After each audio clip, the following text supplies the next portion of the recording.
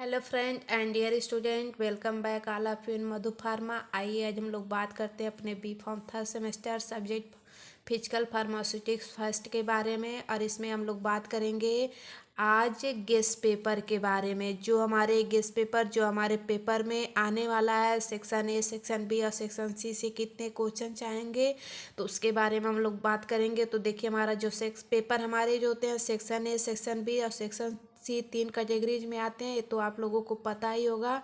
और उसमें क्या है, जो सेक्शन ए है उसमें 10 क्वेश्चन दिए रहते हैं, 10 को अटेम्प्ट करना है और एक क्वेश्चन 2 मार्क्स का रहता है, ठीक है।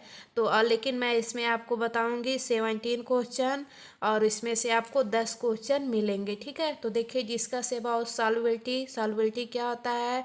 Discuss molarity and normality, define glassy state, discuss electric mixture with example, define Raoult law क्या होता है, what is chelating agent, what is surface and interfacial tension, explain the term spreading coefficient and adsorption and diffusion. अगला question, define plasma protein binding, जिसको PPB के नाम से भी जानते हैं, विथ एग्जाम्पल इसका।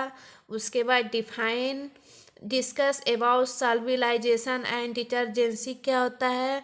उसके बाद में what is Sorensen's pH scale क्या होता है, define crystalline and amorphous solid, define solvation and association, state the equation for ideal solubility parameter, define the term sublimation with an example. और जो आपका 16वां नंबर क्वेश्चन है, differentiate between isotonic, hypertonic and hypotonic solution क्या होता है।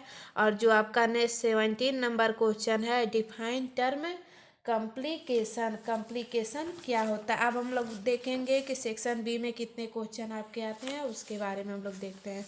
देखिए, जो हमारा सेक्शन बी है, सेक्शन बी में क्या है, हमारे सेक्शन बी में 3 क्वेश्चन दिए रहते हैं। इस 3 क्वेश्चन में क्या होता है, हमको 2 क्वेश्चन अटेम्प्ट करना रहता है, एक क्वेश्चन हमारे 10 मार्क्स के रहते हैं, ठीक है। पहला question, define surface active agent and classify them and give their application. Surface active agent क्या होते हैं, इसको क्लासीफाई करिए और इसके एप्लीकेशन लिखिए, तब हमको 10 मार्क्स मिलेगा। उसके बाद अगला question, define crystalline and amorphous solid and explain in their characteristic, ये हो गया। उसके बाद करेक्टरिस्टिक, इसके बारे में हम लोग लिखेंगे। उसके बाद फिर हमारा क्या हो गया, अगला question, define surface tension gives different method to determine surface tension and discuss contraction working principle of capillaries rise method. मतलब इस तीनों क्वेश्चन में से आपको जो 2 क्वेश्चन अच्छे से आएगा, उसी 2 क्वेश्चन को कर दीजिएगा। आपको 20 मार्क्स का रहेगा, तो आपको 20 मार्क्स तक अगर आप लोग अच्छे से लिख के आएंगे तो मिलेगा। अब हम लोग देखते हैं सेक्शन सी। सेक्शन सी में क्या है, सेक्शन सी में आपको 7 क्वेश्चन दिए रहेंगे। इस 7 क्वेश्चन आपको दिए रहेंगे, कितने, 7 क्वेश्चन। और एक क्वेश्चन मैं यहाँ पे एक्स्ट्रा आपको लिखी हूँ, ये भी पूछ सकता है 7 मार्क्स में, तब लिखी हूँ। और 7 क्वेश्चन में आपके क्या है कि मतलब एक क्वेश्चन आपके, और इसमें से आपको 5 क्वेश्चन करना रहेगा, एक क्वेश्चन आप अटेम्प्ट करेंगे तो आपको 7 मार्क्स मिलेगा, ठीक है। देखिए, discuss diffusion mechanism in biological system with example.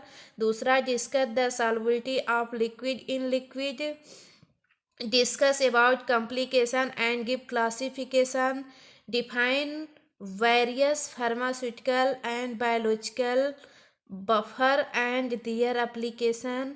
जो 5th है, explain critical solution temperature and its application using example, define Raoult law, discuss about derivation form Raoult law given example. Raoult law क्या होता है, इसको मतलब पूरा derivation उसका दीजिए और राउट लॉ का एग्जाम्पल भी दीजिए। जो आपका 7th नंबर क्वेश्चन है, discuss various method of analysis of complication. Complication के वेरियस मेथड को डिफाइन करिए। और जो आपका एक लास्ट क्वेश्चन है, define dipole moment and dissociation constant and given their application.